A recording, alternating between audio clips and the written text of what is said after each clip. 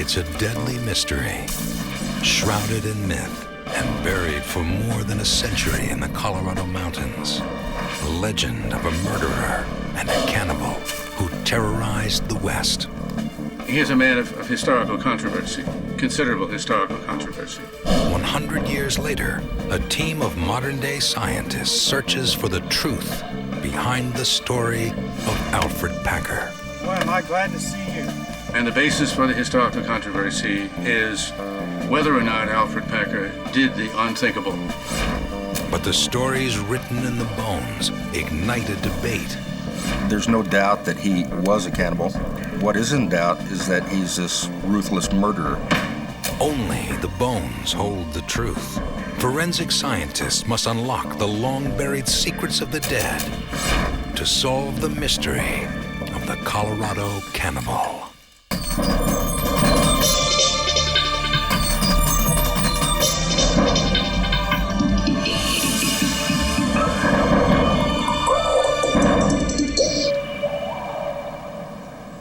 The beauty of Colorado's majestic San Juan Mountains conceals deadly secrets. A grisly legend swirls around these mountains, a legend of a starving man who killed and ate his traveling companions. There are some men who have the quality to make a myth.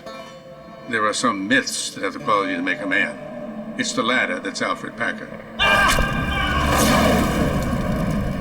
Forensic scientist James Starrs doesn't like legends. He likes facts. And he doesn't just see dead people. He understands what they're saying. He's dug up the facts on some of history's most famous cases. The Lindbergh baby, Jesse James, Lizzie Borden's mutilated family. Now, Starrs will use 21st century science to unearth the truth about the bizarre 19th century murder case of Alfred Packer, the Colorado cannibal. Everything about the case attracted me. Start with cannibalism, start with multiple murders, start with the San Juan Mountains, start with prospectors, start with looking for gold. The myth of the Colorado cannibal actually starts here, Salt Lake City, Utah, November 1873. Winter is blowing in, but so are rumors of gold. Untold riches almost 500 miles away in Breckenridge, Colorado. 21 men prepare to join the gold rush in the San Juan Mountains. They'll find the gold and silver buried there, or they'll die trying. They just need someone to lead their party. Alfred Packer tells them he knows the way. But Packer doesn't know these mountains. He's not even a prospector. He's a shoemaker who's sick of making shoes. To make it through the mountains in winter, the prospectors need an experienced guide and lots of luck. They don't have either. 21 men head out from Salt Lake City with their dreams of striking it rich. They have enough supplies to make the long journey. They buy provisions, including feed for the horses. They have planned for everything, or so they think. Storm's coming. After only a few weeks on the trail, winter roars into the Colorado Rockies. They didn't know what to expect, and they certainly didn't know what to expect here in January. In February, when you get the snowstorms and the ice and the difficulty in traveling, and the fact that it's slower to get from one point to another, and you go through your food supplies relatively fast. The men slow down in the snow and ice. The cold is unbearable. They can only cover 3 miles a day. At this rate, it will take them 5 months to reach Breckenridge, more than twice what they planned. They lose part of their food crossing the Green River.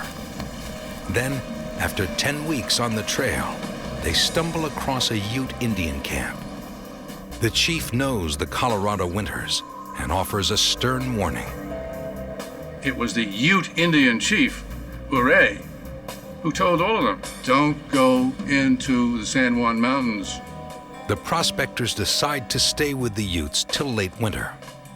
But a few are more afraid of losing the gold than of losing their lives. 6 men ignored Chief Ore's advice. They're afraid other prospectors are going to hit the rich gold and silver strikes before they will. So they're anxious to be the first ones on the ground. It's a little bit of greed that we're seeing here. The youngest of the 6 men is an 18-year-old named George Noon. He's from San Francisco, so they call him California.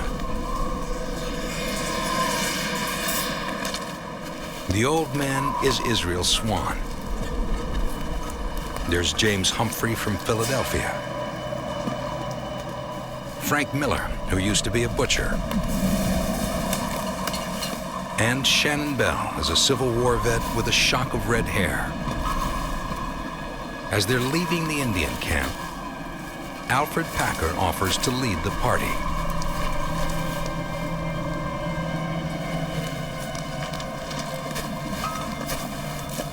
He was a leader that no one should have followed, because he was taking these people into the San Juan Mountains in February of 1874, which we know from the records today was the worst winter that they've ever had in the San Juan Mountains in terms of cold and snow. And without any horses, with 1 week's provisions, he led a group of 5 of them, himself included, making 6, into the mountains when the others of the 21 total that left Provo said, no way, you're on your own. We're not going to go with you. Packer's goal, the Los Pinos Indian Agency, 75 miles away. They have 10 days to get there. If they don't, they'll run out of food. 10 days later, there is no sign of them at Los Pinos. Weeks pass, and still no sign. For 2 long months, there is no trace of the men. Nothing. Not a word. Finally, in early spring, a lone figure wanders into the Los Pinos Indian Agency. Name's Alfred Packer. How you doing? The camp commander, General Charles Adams, wants to know where the rest of Packer's party is and what took him so long to reach them. Packer tells his story. We were caught in a blizzard, Packer says. When the weather cleared, the others headed out, but Packer says he couldn't keep up. The rest of the fellows wanted to go on, but my feet were bleeding and I could barely see. They left him with nothing more than a rifle, a few dollars, and a promise to send help. Don't forget me now. How was it that the 16 men that were at the Indian camp came back, but the 5 men that were with you never came out? What happened? Adams doesn't buy Packer's story. I don't know. So there's immediate suspicion that they may not show up, that they in fact may not even be alive at this point. The general presses him for more details. Packer starts to squirm. Then he begins to change his story. Packer begins to say, well, maybe they weren't all alive. But tell me what happened. He tells his tale again. It started snowing. He said it wouldn't stop. We were starving. It wasn't a week before old Israel Swan died. Packer tells the general there was only one way to survive. They did the unthinkable. The living ate the dead. Alfred Packer didn't want to die, but then, of course, if there's this bonanza of flesh and you're about to die from starvation and the people are all dead, you help yourself to the leavings and you commit cannibalism. Packer goes on to tell the commander they took some bits of meat from Swan's chest and legs. They had to do it to survive. Packer continues. So we kept going. The men kept on hiking, and about 4 or 5 days later, James Humphrey died. Did the pocketbook and the money belong to Humphreys too? Yes, I looked in the pocketbook and I saw he had the money and I took it. About 10 days out from camp, 4 or 5 days afterwards, Humphrey died and was also eaten. He had about $133. Now there were only 3 of them. Then one night, when Packer returns to the camp after gathering firewood, he finds Miller dead. Sometime afterwards, while I was carrying wood, the butcher was killed, and the other 2 told me accidentally, and he was eaten. Packer says Bell thought Miller, who had rheumatism, was slowing the party down. Miller should be the next to be sacrificed. That's why Bell killed him. Several days later, Bell killed the Californian Noon. Once again, he felt he and Bell had no choice but to eat the young man. Packer says the 2 marched on, and then Bell tried to make dinner out of him too. But Packer shot first. Shot him, covered up the remains, and I cut a piece off of him. Yes, he tells General Adams he did kill Shannon Bell. And then he ate his remains. He had to. If he hadn't, he would have died. Adams still isn't convinced. If there are 5 bodies out there in the mountains, he wants to see them. Adams orders a search party and tells Packer to lead them to the corpses. But they find nothing. Wild animals could have carried off the bodies, or Packer could be leading the searchers on a wild goose chase. Without corpses, Packer can't be charged. Adams has no choice but to release him.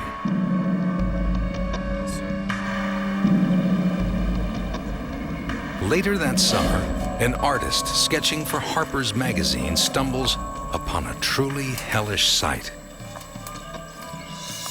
He peers into a grove of willows that are growing along the river, shadowy in there, but he can dimly make out the rotting carcasses of these 5 men that are lying on the ground. No attempt was made to bury them.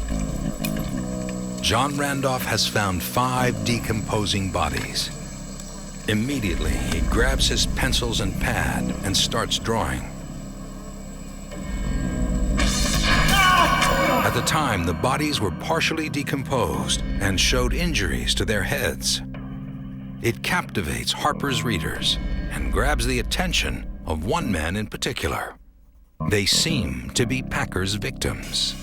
I could barely see. General Adams needs proof. So he rounds up one of the original 21 prospectors. Maybe he can identify what's left of the bodies. The prospector says these are the men who left the Ute camp and never came back. The same men who were with Alfred Packer. Alfred Packer is arrested and charged with murder. He's not charged with cannibalism for one simple reason. It's not against the law. Packer is held in a makeshift jail on a local ranch. This little shack can't hold Alfred Packer. He's not about to wait around to face this frontier town's judge and jury. He waits for the right moment, picks the lock, and vanishes into the mountains. The commander rounds up search parties to find him and bring the suspected murderer back. Neighboring communities form up posses to track him down. When word of his escape reaches the surviving prospectors, they swear vengeance against him. They hunt for months, but can't catch him. Packer simply disappears. Was Alfred Packer a murderer? Or did he do what anyone would have done? James Starrs is determined to find the answers. There's much more to the tale of Alfred Packer, it seemed to me. I finally decided to put to rest some of these questions that I had in my mind by going out to Lake City, Colorado, and seeing if I couldn't find out more than the textbooks said about Alfred Packer. It won't be easy.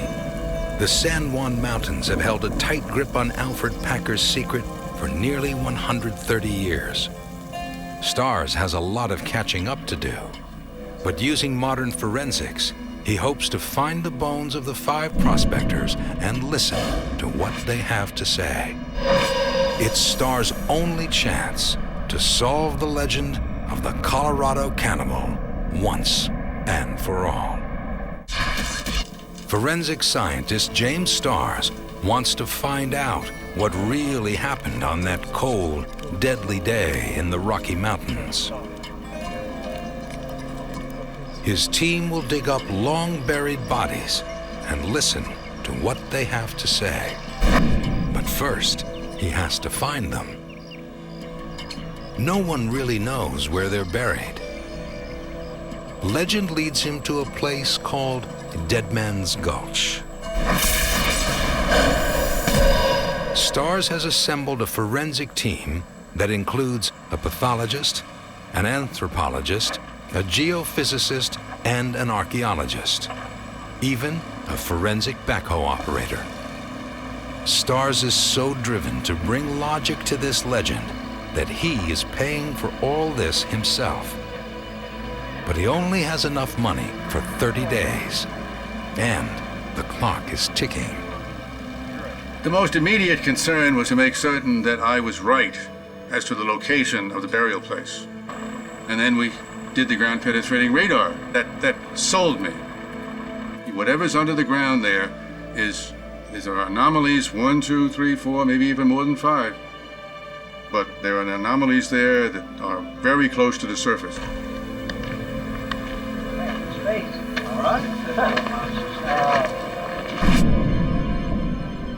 After we only took a few inches off the top of the soil, once again, jumping Jehoshaphat's, we find lines of stones all lined up, pretty much in an east-west orientation, which of course is the Christian burial orientation. The stones could be marking a gravesite. The team digs deeper, then strikes pay dirt, a bone. There was no doubt that the first bone was human, no doubt at all. It clearly was a skull bone, as you say, a temporal bone from the skull. Any marks? As the crew uncovers more dirt, the full skeletons begin to emerge. Finding the bodies after all these years is rare. Animals could have carried the bones away. They could have been washed away by floods or pulverized into dust, but they weren't. The most remarkable feature of the entire situation was how lucky I was. How lucky that they were in such fine condition, such well-preserved condition, and how lucky I was they were all buried separately, one from the other. Starr's team discovers 5 skeletons. But are they the 5 men who went looking for gold with Alfred Packer? Well, so we have a record of it. Before they remove any of the bones for study, they must completely document the scene. The team photographs the skeletons. They have been posing for this picture for nearly 130 years. We went up in the backhoe, took a picture of all 5 before they were boxed and removed, as they were laid out. These photographs could hold the key to identifying the skeletons. Even now, their positions could tell investigators who they were, and more importantly, how they died. You always have to make certain, even when you've got some identifying features, that you've got the right person or the right persons. And I anticipated that the naysayers would say, well, I know, but a lot of people were killed out there. Once the bones are photographed, forensic anthropologist Walter Birkby supervises their removal. But identifying these bodies won't be easy. If this is the Packer party, these bones have been buried in Colorado's frozen soil since before it was a state, before dental records, before DNA. And to make things worse, one of the skulls is missing. To identify the skeletons, the team simply gives each one a letter. From left to right, they are recorded as A, B, C, D, and E. It's not the most personal way to refer to them, but for now, it's the best the team can do. I'm a great believer in looking at the victims of crimes and having our primary interest on them. Everybody knows Alfred Packer's name all over Colorado. How many people can tell me the names of any of the 5 victims? California Noon, Israel Swan, James Humphrey, Frank Miller, and Shannon Bell. All that stars and his team have to solve the mystery and identify these men are 5 skeletons and a couple of rolls of film. Forensic anthropologist Bruce Anderson notices one more piece of evidence. He takes a closer look at Randolph's drawing of the bodies that appeared in Harper's Weekly. As we're taking photographs of these 5 individuals, they look very familiar, and we weren't sure why right off the bat. But then it dawned on us that they bear a striking resemblance to the bodies as depicted by John Randolph. Randolph drew these macabre sketches to horrify and fascinate his 19th century readers. Now, they're being used by 21st century scientists to solve the legend of the Colorado cannibal.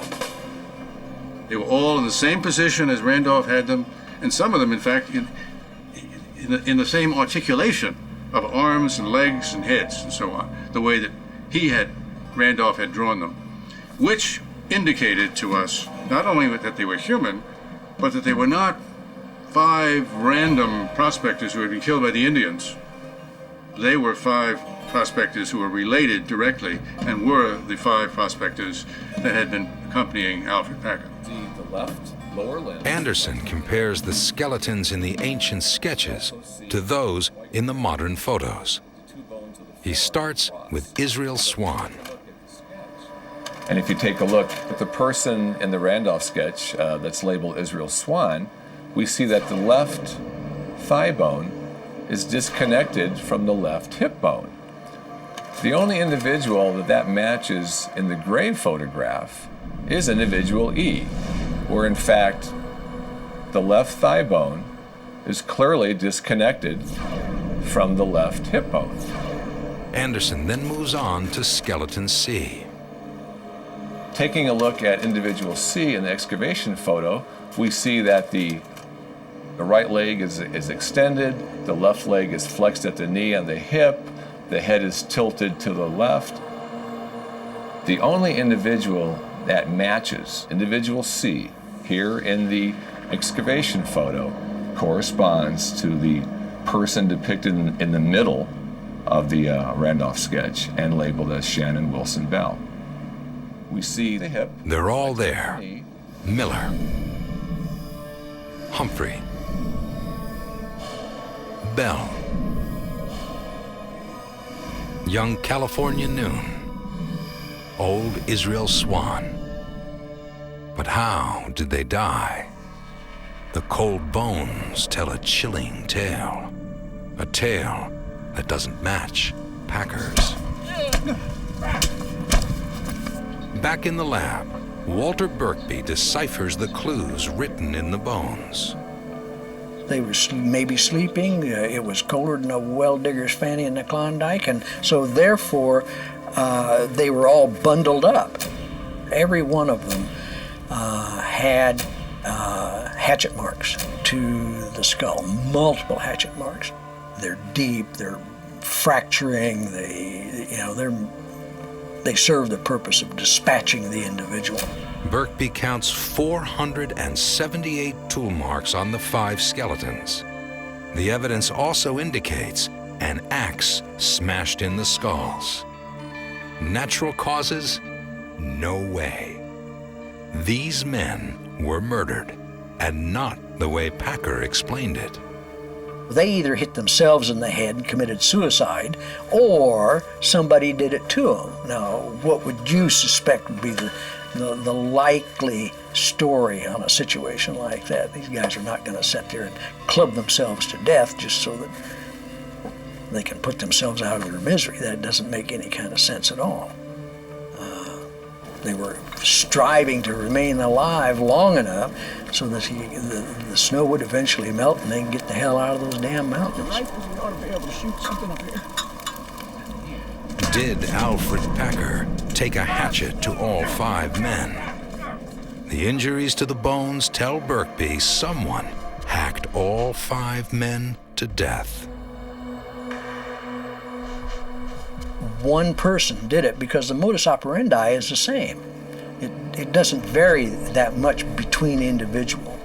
The only guy to come walking out of that camp was Alfred Packer, and he was in pretty good shape.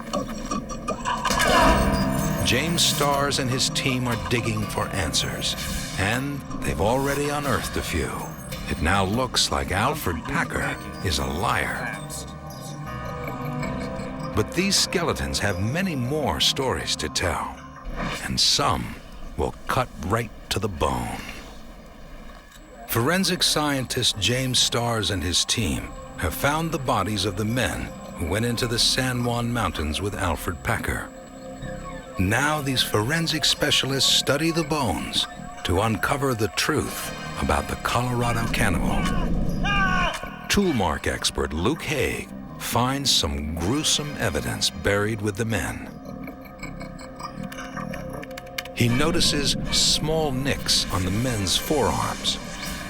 By comparing the marks to various tools and weapons used at the time, he determines they were made by a heavy-bladed object, like a hatchet. It is evidence that the men tried to fight off their axe-wielding attacker with their bare arms. You're trying to protect yourself. You stand to get clipped or caught by the weapon, the hatchet or axe, as its landing blows on a conscious, responding individual. The marks clearly show which of the men fought hardest against his attacker. 18-year-old California Noon. A true, vigorous 17, 18-year-old. He had numerous hatchet marks. He had been multiple times in defense of himself. This wasn't one strike. He was hit once, twice, 3 times. It was a horrendous sight to see from the bones how many individual cuts he had in his arm while he was protecting himself. One of the men who fought back was Shannon Bell, whom Packer says he killed in self-defense. No question at all, these were defensive wounds. What it says is that the man that Alfred Packer said that he shot in defense of himself was in fact defending himself against a hatchet-wielding murderer. Uh-oh. Alfred Packer, you've just been shot down. The bones show that Alfred Packer lied about killing the men in self-defense. But they also show he wasn't lying about the thing that made him a legend. Only one thing could make these tiny tool marks. And to get this kind of a mark, you're taking a knife and following around on the curvature of the bone in an area, for example, where meat and tendons attach to the bone itself to be able to remove and peel away the meat. After he killed his companions, the Colorado cannibal literally filleted them. Alfred Packer butchered his dead friends, the same way he would have butchered a deer or an elk. The proof is in the bones. This is where you never know.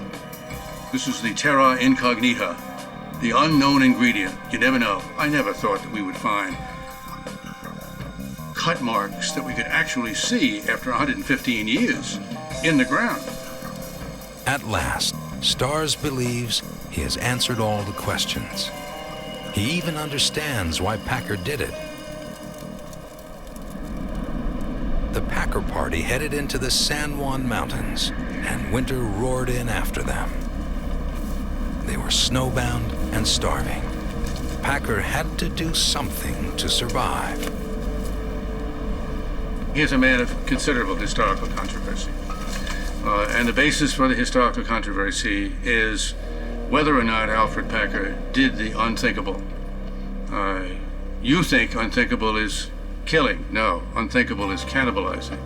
Cannibalizing people after he had killed them. He killed them so that he could cannibalize them. He wanted to survive. and the others were not going to if he had his way. And he had his way. The legend of Alfred Packer was born. And after the news broke that the Colorado cannibal escaped from a makeshift jail, his legend continued to grow. All over the West, people were terrified Packer was coming after them. His name was never entirely forgotten. If you read papers of the time, whenever there was a horrible murder or anything that occurred, the suspicion always rested on Packer. So he became a boogeyman of sorts, that anything that went wrong, they could assign it to be Packer. For 10 years, the man-eater roamed the mountains, never staying in one place very long. Packer made a very good attempt to be as minimally visible as possible, and that included changing his name and going under an alias, as well as living in areas that weren't well populated. He is the Elvis Presley of the Old West. There are sightings everywhere, but Packer is the king of laying low. Then, one night, in a Wyoming roadhouse, his luck finally runs out. He sits down at the end of the bar. At the other end is a man named Frenchy Cabazon, one of the 21 men in the original prospecting party. Even after 10 years, Cabazon can't forget that face. I'm sure that's him. It's gotta be him. The man in charge of the investigation is General Charles Adams, the same man who saw through Packer's lies so many years before. Adams sits down to talk with Packer again. Now, Packer hands him another version of what happened. Packer says his party was surprised by a blizzard. It started snowing and didn't stop. They were starving. They ate rosebuds, pine gum. It got so bad that even a few ate their shoes. Packer tells the general he went to get firewood, and when he came back, Shannon Bell was roasting a piece of meat and holding a hatchet. Well, and he sees me and he makes for me, so I shot him. Packer says he shot Bell twice. The first bullet grazed him, and the second bullet hit him in the stomach. Then he finished him off. Because then I could see that the other fellows was killed. They was all dead. That's what really happened. Well, Mr. Packer, this story is different than what you told me 9 years ago. But Adams isn't buying. He's been burned by Packer's stories before. Adams charges Alfred Packer with the murder of old Israel Swan. The prosecutor wants to hold off trying Packer for any of the other murders in case he loses this case. Then he could put Packer on trial for the other murders. In the 1870s, it wasn't a problem to try a man twice for the same crime. There are no witnesses, and really no evidence. All the prosecution has are 5 dead bodies and Packer's changing story. But Packer can't mount much of a defense.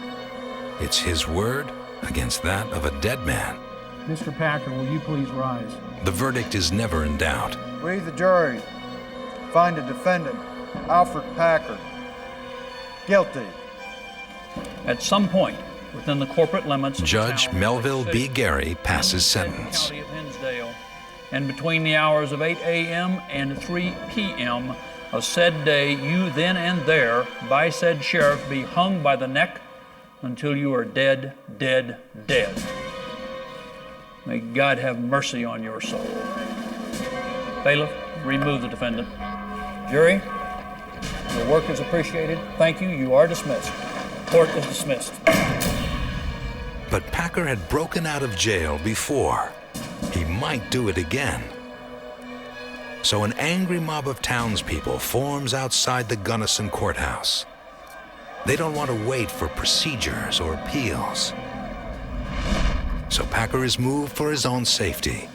Then his hanging gets hung up by a technicality. Packer's attorney appeals his case, and this time, he wins. What was unexpected, however, was a legal twist that the conviction was overturned based on the fact those murders had taken place on an Indian reservation that was located within the territory of Colorado. Packer was actually convicted using state statutes from the state of Colorado. Enough time had transpired that it had gone from a territory to a state at this point. So the conviction was overturned based on the fact it was an Indian reservation in a territory. The Colorado cannibal gets a new trial, and this time, prosecutors hold nothing back. Packer is indicted for the killing of all 5 men. The jury finds Packer guilty of manslaughter. Yes, Your Honor, we have. He is sentenced to 40 years. Guilty on all 5 counts of voluntary manslaughter. Thank you. Just 8 years for every man he murdered and then devoured. 12 years after his crime, Alfred Packer is finally sent to prison. To 8 years in the state of Colorado. Now, the legend takes an even stranger twist. For a total of 40 years. The same mob that saw Packer lurking behind every tree and then wanted to hang him from one begins to feel sorry for him. There was a subtle shift in the public's perception of Packer between the 1870s, when he was celebrated as a Colorado man-eater, one of the few cases of that had ever occurred. By the start of the 20th century, however, there was a great deal of sentiment in favor of Packer, that he had perhaps been railroaded, that there were other circumstances that were unknown that had put him in that jail cell for all those years. As Packer sits in prison, public opinion starts to shift. People begin to believe that he is innocent. And now, 100 years later, one forensic scientist thinks the same thing. James Starrs might have gotten it wrong, and Alfred Packer was railroaded not once, but twice. The case of the Colorado cannibal is settled. At least in James Starrs' mind, an open and shut case. But when you're dealing with a legend, things are never that easy. Some people don't see the Packer story as a mystery at all. They're convinced Packer acted in self-defense. Public sentiment had changed from the frontier days, when the tragedy occurred, to the beginning of the 20th century, and there was a great deal of sympathy for Packer by this time, and it was fanned by Polly Pry of the Denver Post, who was using this as a publicity ploy to assist the Denver Post perhaps in selling more newspapers. It was a good story. Newspaperwoman Polly Pry was a contemporary of Packer's. She interviewed him several times and became a champion of his cause. 21st century science may back her up. This pistol has fired the imaginations of contemporary skeptics. It was reportedly found 55 years ago, not far from Dead Man's Gulch, the place where the 5 men were buried. It's been waiting for the chance to tell its story ever since. Scientist Rick Duget believes this rusty old Colt may be the most important piece of evidence ever found in the case of the Colorado cannibal. This particular gun, greatly deteriorated, was tagged as part of the Packer incident. It was discovered in the collection and was said to have been discovered at the site of the Packer murders. It could be the very gun that Alfred Packer used to kill Shannon Bell. If it is, Packer was telling the truth the whole time. It's certainly old enough. It was made over 10 years before the murders. Even the Denver Post quoted Packer as saying he shot Bell with a revolver. And there's more. Packer says he shot Bell twice. The gun is missing 2 bullets. And then there's this, a button. Duget thinks it came from the shirt Bell wore the day he died because of the tiny pieces of lead he found on it.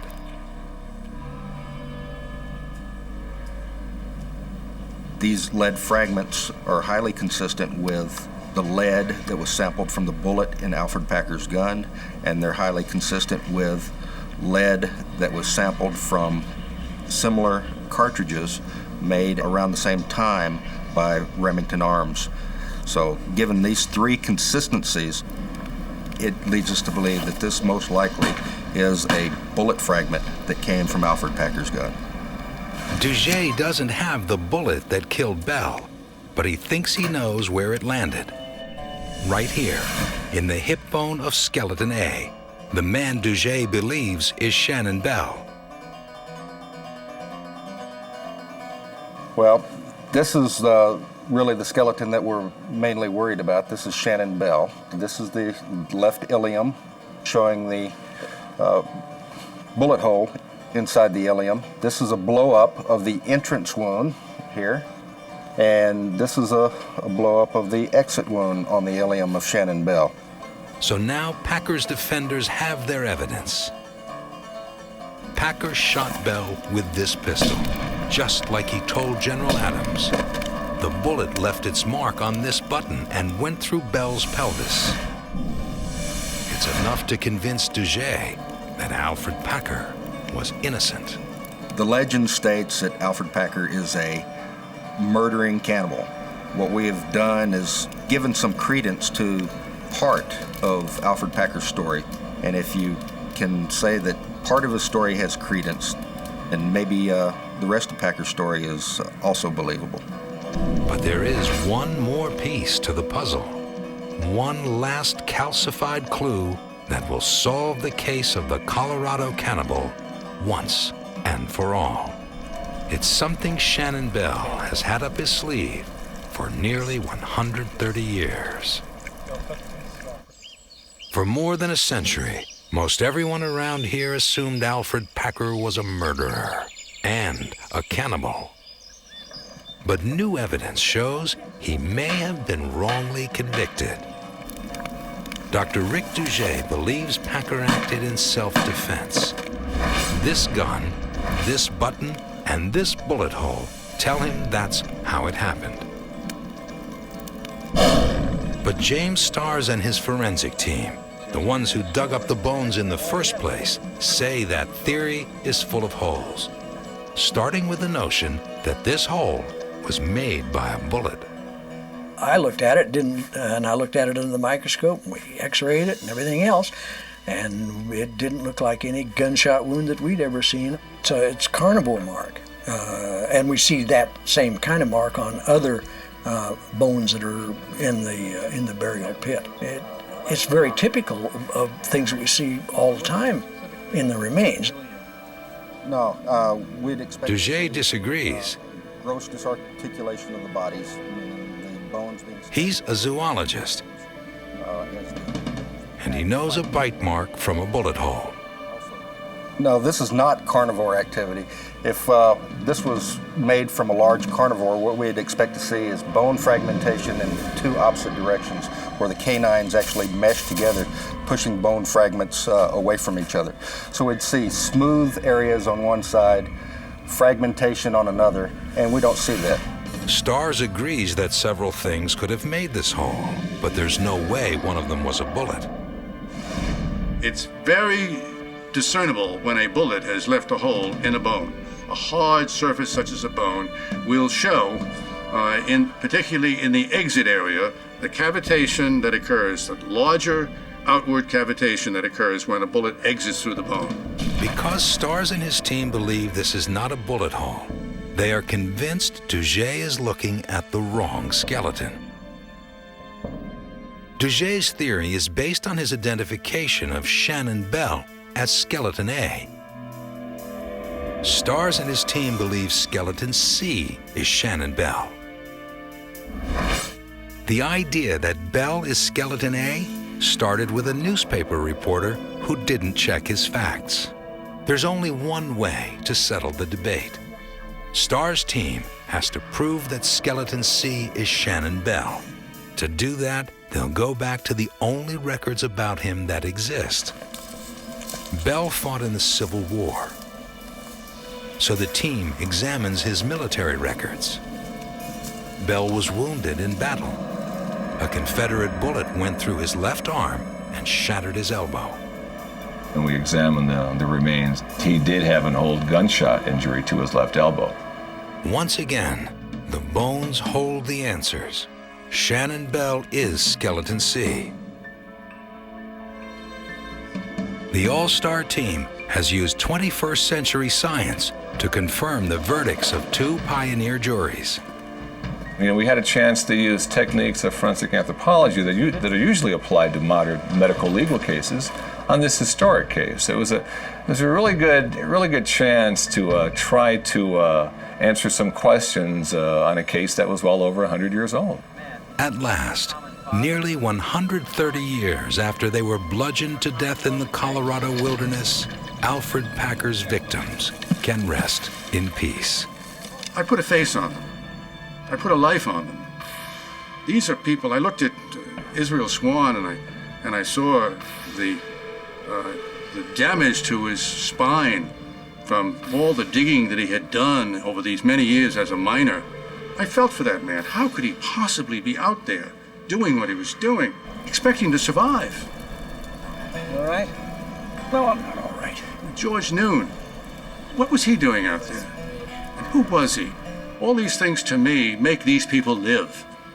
And the more they live, the more you suffer for their death. The bones have spoken. 5 men died in the frigid San Juan Mountains in the winter of 1874. California Noon, Israel Swan, James Humphrey, Frank Miller, and Shannon Bell. Alfred Packer killed them all.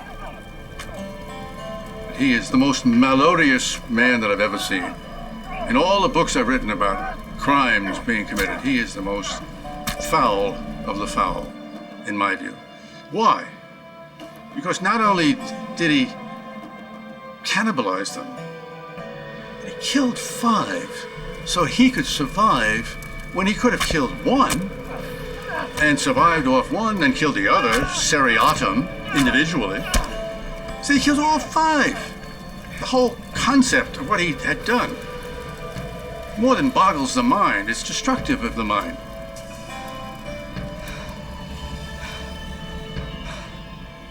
But Dr. Rick Duget will always have his doubts. Common belief has us believing that Alfred Packer is this crazed murdering cannibal, which there's no doubt that he was a cannibal and that he cannibalized all the members of the party. However, what is in doubt is that he's this ruthless murderer. He's always maintained that he killed Shannon Bell in self-defense after Shannon Bell had killed the others and turned on him. Grant Houston is like a lot of people around here. He doesn't really know what happened, and he really doesn't want to. The enduring fascination with the Packer legend is that we'd never really know the story, and I would hope that remains, that we'll never really know whether he was guilty or innocent. I think that's why it's continued on for well over a century.